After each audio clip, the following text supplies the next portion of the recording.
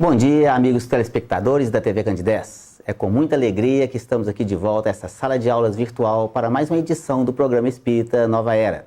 Este programa é uma realização da AME, Aliança Municipal Espírita de Divinópolis. Pedimos licença para entrarmos no seu lar, para levar a mensagem espírita nesta manhã até você. E hoje, o nosso convidado especial é aqui o senhor Valdemar Duarte, da cidade de Belo Horizonte, e que veio aqui a Divinópolis para encerramento do projeto AME pela Vida. A AME Divinópolis realizou durante o mês de Setembro Amarelo uma série de muitas palestras versando aqui sobre a temática principal, que é em busca da valorização da vida. O senhor Valdemar Duarte, ele é espírita há mais de 50 anos, também é formado em engenharia elétrica e como espírita ele participa do Centro Espírita Manuel Felipe Santiago, lá na cidade de Belo Horizonte. É palestrante do Movimento Espírita Nacional. Então, senhor Valdemar, seja muito bem-vindo à nossa Divinópolis. É uma alegria e um prazer muito grande recebê-lo aqui. É uma alegria nossa retornar a essa cidade e hoje uma situação especial. Então, um bom dia para todos os ouvintes, os telespectadores, um bom dia para os nossos amigos que estão aqui conosco. É muita alegria para todos nós levarmos essa mensagem espírita. E a gente vai começar agora então, né, nesse tema tão importante, já fechando o Setembro Amarelo aqui, que é esse evento que a AME realizou em busca da valorização da vida. Uma pergunta muito interessante aqui para os nossos amigos telespectadores é o seguinte: o cenário da violência doméstica e urbana que hoje estamos vivenciando tanto no nosso país, o aborto, o suicídio, a drogadição, pode ser indício aí de um atraso espiritual na humanidade? Não propriamente um indício, mas uma constatação. Porque o indício seria uma tendência e, na realidade, nós estamos constatando isso a todo momento. Mas a sua questão, na realidade, tem duas vertentes. A primeira vertente é sobre a violência doméstica. Uma violência doméstica que exporta os caracteres para a rua, ou seja, para a sociedade, para as comunidades. Então, nós estamos diante de um problema que começa dentro do lar. A violência realmente começa dentro do lar. Depois, nós vamos verificar que esses caracteres, esse caráter dos indivíduos que saem do lar e vão para as comunidades, eles continuam nesta situação bastante complexa e complicada, devido à inferioridade de todos nós que somos espíritos ainda imperfeitos. Mas a violência urbana, então, continua este processo de caracterização dessa inferioridade moral mesmo. A situação do aborto, por exemplo, é uma situação muito complicada. E onde que ela começa? Muitas vezes dentro do lar. Dos pais que não compreendem, dos pais que não acolhem, das libertinagens em todos os sentidos. Então nós temos aí a base de tudo sendo o lar para evitar uma violência. O suicídio também da mesma forma. Nós vemos várias situações do suicídio, como foi exposto muito bem essa semana aqui em todas as palestras, né, a respeito do suicídio em si, que é uma violência contra si mesmo e contra a sociedade que está em volta do indivíduo. O indivíduo que suicida, ele na realidade, ele causa complexos, complicações mesmo, em torno da sua família, em torno das pessoas que ali estão, ele causa uma complicação muito grande. Por exemplo, atinge mais de 10 pessoas a cada um suicídio que acontece. É um número expressivo. A drogadição também da mesma forma, né? Muitas vezes pela falta de diálogo, pela falta da atenção que os próprios orientadores do lar dão às crianças, ou até mesmo os orientadores ainda desorientados que utilizam drogas, né? Eles acabam por contaminando a sociedade do lar, que vai contaminar a sociedade urbana. E também, no caso de suicídio, eutanásia e outros tipos de violência, né, que nós vamos ver, por exemplo, desemprego. Começa o desemprego aonde? O desemprego começa pelos processos do egoísmo, pela situação em que as pessoas vivem, não caracterizadas realmente como uma violência, mas a violência do desemprego, da falta de moradia, da falta de comida, né? Da falta de vestuário, na falta de saúde. E essas questões todas acabam levando a pessoa a cometer um suicídio, né? Para tentar eliminar aquele problema, mas a gente sabe que vai causar um mal muito maior, não é verdade? Exatamente. Não só isso, como acaba desestruturando mais o lar. É verdade. Então, uma coisa reagindo com a outra, nós precisamos de verificar isso bem. Se nós estamos no lar para educar as almas, que é a primeira escola das almas, então que façamos isso bem. Né? Tá certo. E diante dessa questão aí do suicídio, do aborto e tudo, dessa pergunta que nós colocamos aqui, vem uma segunda. A vida sendo concedida então por Deus, né, Criador de tudo e de todos, nosso Pai, o homem então teria o direito de atentar contra ela, devido à questão do seu livre-arbítrio? Aquilo que é criação divina, o homem não tem direito de desfazer. Nós não temos o direito, e isso já está nos 10 mandamentos. Por exemplo, não matarás, não roubarás, não cobiçar a mulher do próximo. Os 10 mandamentos registram muito bem isso e nós estamos ainda por aprendê-los. De forma que tudo isso sendo concedido por Deus para nós, nós temos uma necessidade de colocarmos isso na nossa prática, na nossa vida diária. Por exemplo, o caso da eutanásia. Dizem que a morte assistida, uma morte benéfica, uma morte digna para a pessoa, quando ela está em sofrimento. Mas nós sabemos a necessidade desta alma, deste espírito, de passar por este processo até que o termo de sua vida seja realmente na sua destinação, né, terminada normalmente, ou nós vamos apressar um pretenso benefício para não ver o sofrimento. Nós estamos fazendo o quê? Diminuindo o sofrimento do outro ou nosso? É verdade. E tu fala que às vezes aquele instante final da vida e do arrependimento sincero pode ocasionar ali centenas de anos de menor sofrimento daquele espírito, não é verdade? Exatamente. Então, não só no suicídio que nós não temos o direito de atentar contra a nossa vida, também não temos o direito de atentar com a vida do próximo. Tá certo. Portanto, então, a doutrina espírita, ela é realmente contrária, né, à questão do aborto, à questão da eutanásia, à questão do suicídio. Ela é esclarecedora. E como é esclarecedora, o processo de conscientização nos leva a não cometer tais atrocidades. Tá certo. Uma pergunta interessante que nos foi colocada aqui, Sr. Waldemar, é o seguinte. Hoje, a civilização da Terra, ela vive este cenário de guerras, né, por ideologias, por divisa de terra, por hegemonia. Os homens, então, eles poderiam evitá-la? As guerras, às vezes, são necessárias, diz o Livro dos Espíritos, pela inferioridade moral que ainda nos encontramos. Mas não para massacrar, e sim para confinar e auxiliar aqueles povos ainda muito mais primitivos a reerguer-se da ignorância que se encontram. Então, quando nós vemos, por exemplo, guerras no sentido de ideologias, de guerras que, na maioria das vezes, chamadas guerras santas. Matamos em nome de Deus? Matamos em nome de Deus. Nós estamos, na realidade, Sérgio, vendo a completa ignorância das leis divinas e naturais. Nós vemos, por exemplo, o indivíduo vai e se suicida e mata tantas pessoas. Né? Pois é. Está livrando quem de quê? Nada com nada, porque a alma continua na sua sobrevivência.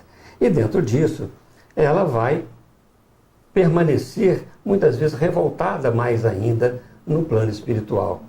Quantos são aqueles que, por terem sido perseguidos na Inquisição, ou nas Cruzadas, ou muito antes disso, em nome de Deus, se revoltam contra Deus, e não contra os homens, e não contra si mesmo.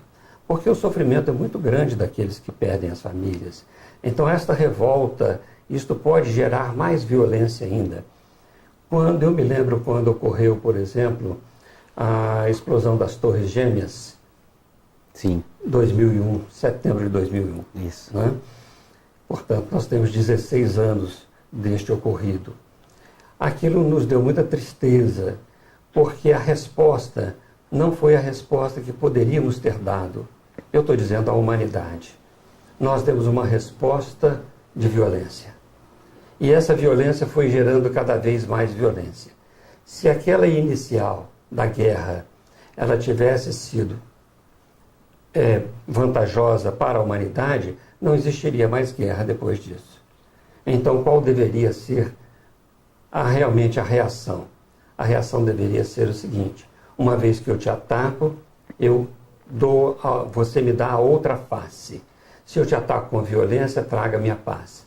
Traga a saúde, a escola, traga todas as situações que possam promover o indivíduo como um indivíduo, e as guerras vão acabar. Então, portanto, nessa nossa inferioridade que ainda temos, nós lutamos não pela ideologia, mas mais pelo egoísmo que todos nós ainda carregamos. Até porque a gente tem aí já vários exemplos que violência só gera violência e gentileza gera gentileza. Não é verdade? Exatamente. Eu acho assim que a gente deveria agir sempre. Vamos nos lembrar do Cristo, por exemplo, né? Quando Jesus, na presença dos soldados de Caifás, ele foi levado, já estava totalmente preso lá, e o soldado de Caifás lhe dá um tapa no rosto, lhe esbofeteia. A pergunta de Jesus para o soldado é maravilhosa, porque ele não reagiu, ele agiu. Ele agiu com todo o amor que ele poderia agir por aquele indivíduo. Ele perguntou assim, mais ou menos com essas palavras: se eu errei, mostra-me onde eu errei. Mas se eu não errei, por que me bates?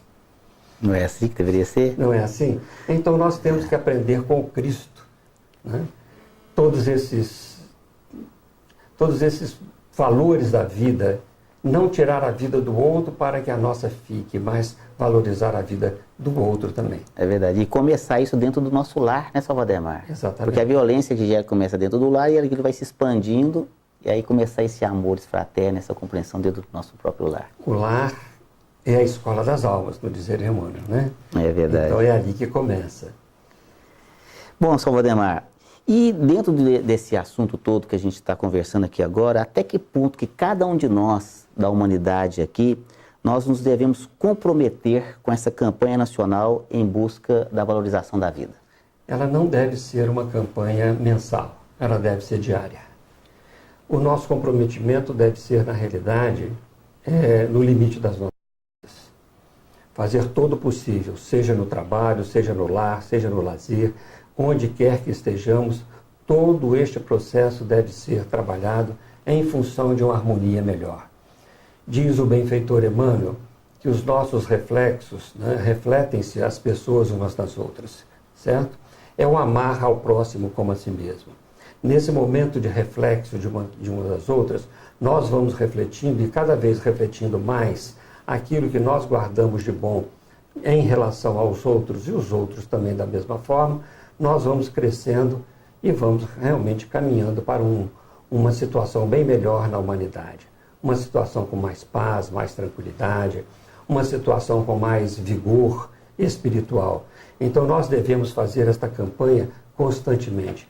Acho ótimo que nós nos lembremos do que em setembro seria uma época boa para isso. Por quê? Porque começa a primavera aqui para nós, né? No Brasil. E na primavera as flores voltam a surgir, não é isso? Então esta campanha, como tantas outras que são importantes, elas devem ser permanentes. Comecemos a campanha, por exemplo, pela evangelização da criança. A evangelização não é só aquele momento de 1 hora, 1 hora e meia ou 2 horas, que ela fica no centro espírita.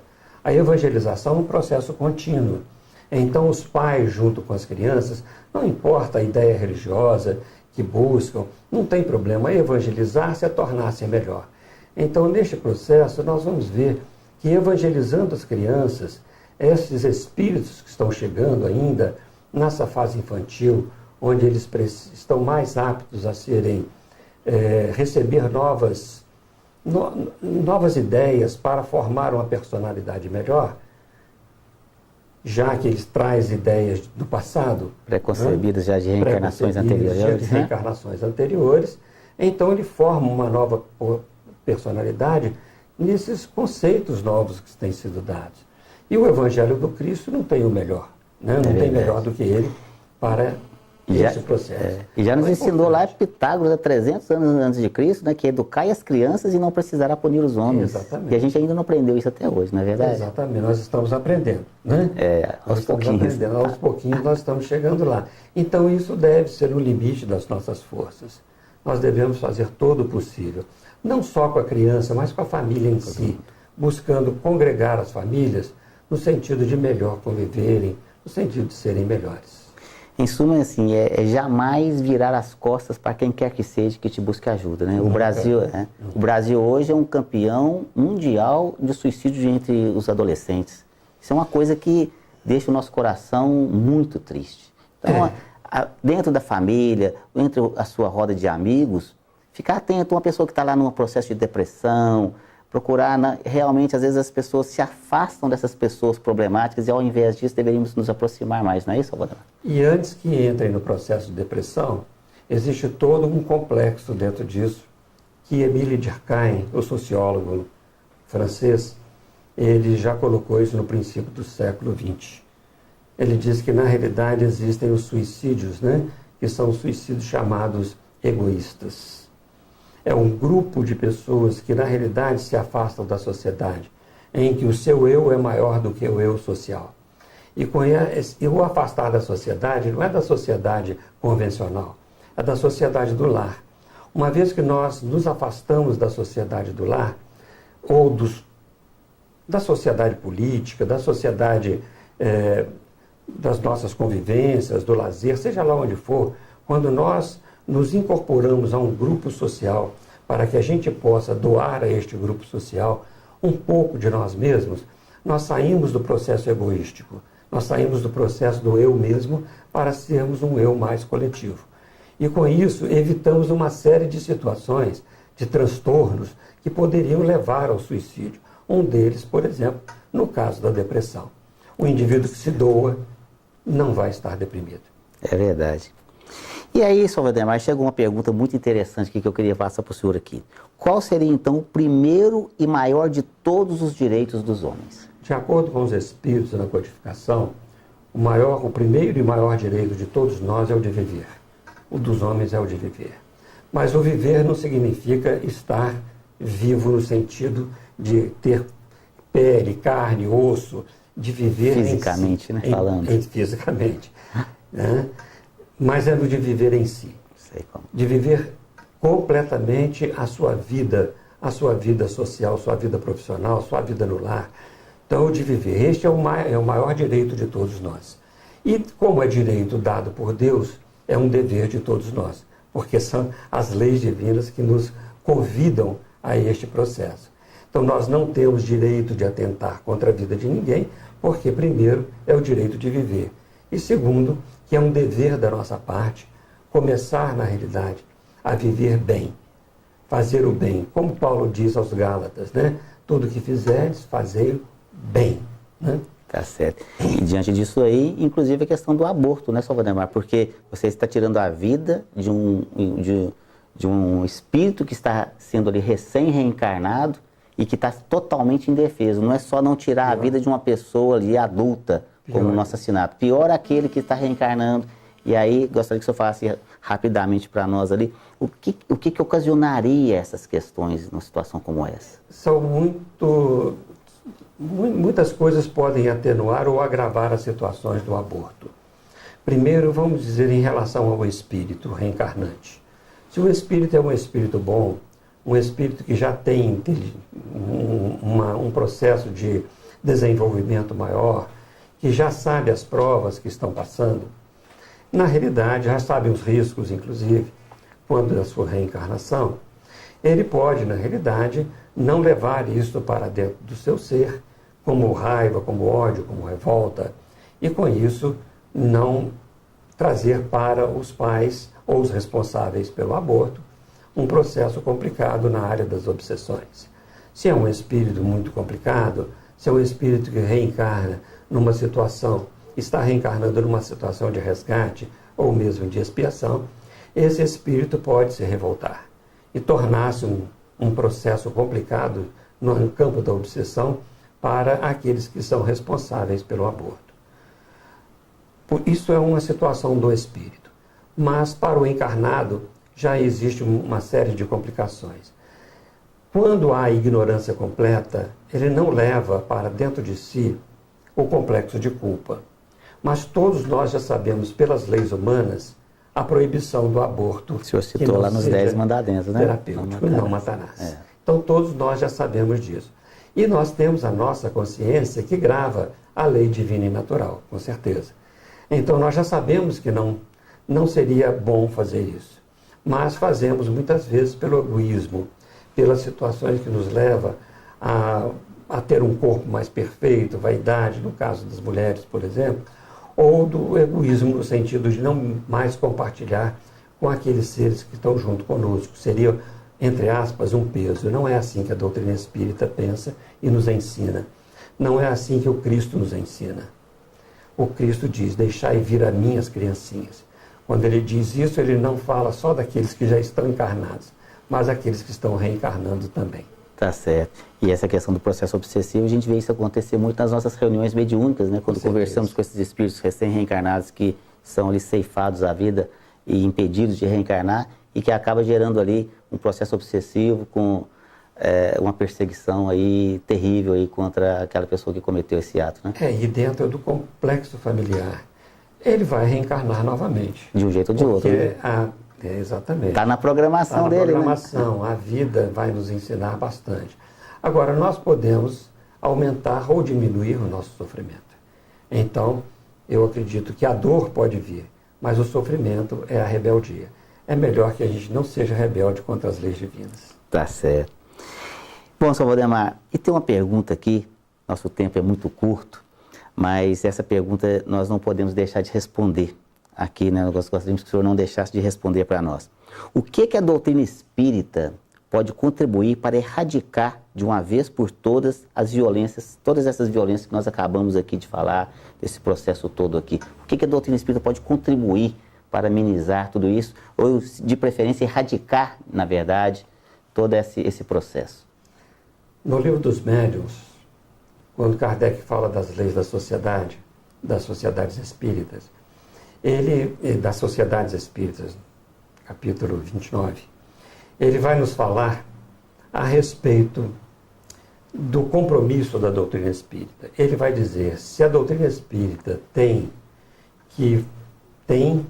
é positivo, tem que fazer a transformação da humanidade, isso só vai ser feito modificando as massas. Mas as massas só vão ser modificadas modificando os indivíduos. Então, a doutrina espírita, ela é efetivamente e essencialmente moral.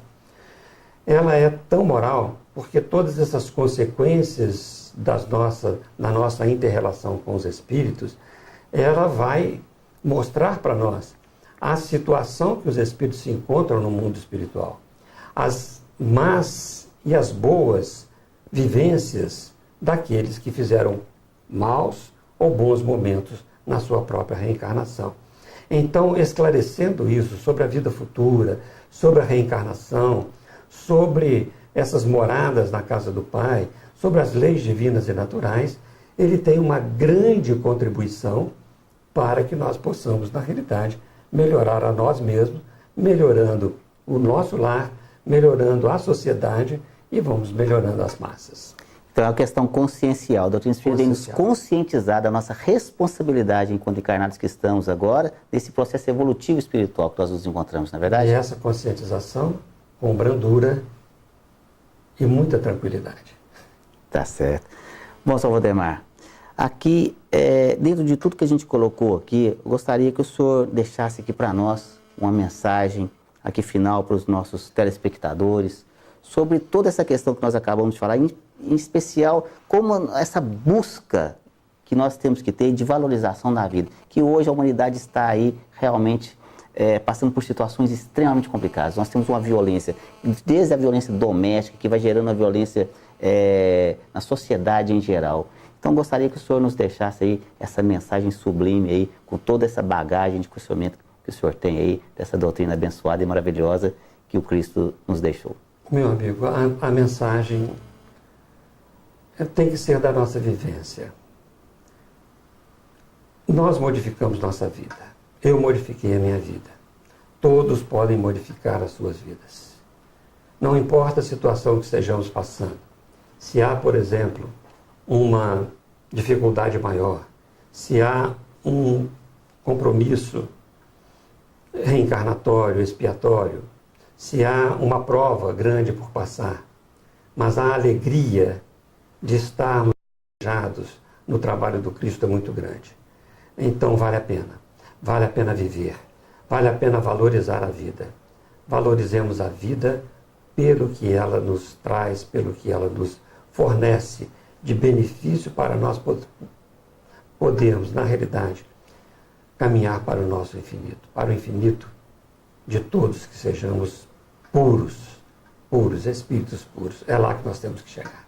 Tá certo, Sr. Valdemar. Mais uma vez, nós queremos agradecer de coração o seu carinho por estar aqui conosco. Muito obrigado. Que o senhor possa retornar mais vezes à nossa cidade do Divino. Aqui será uma alegria, uma honra muito grande recebê-lo aqui. Aos nossos amigos telespectadores, foi um prazer aqui mais uma vez adentrar aos seus lares e que estejam sempre conosco. Tenha aí um bom dia e uma boa semana.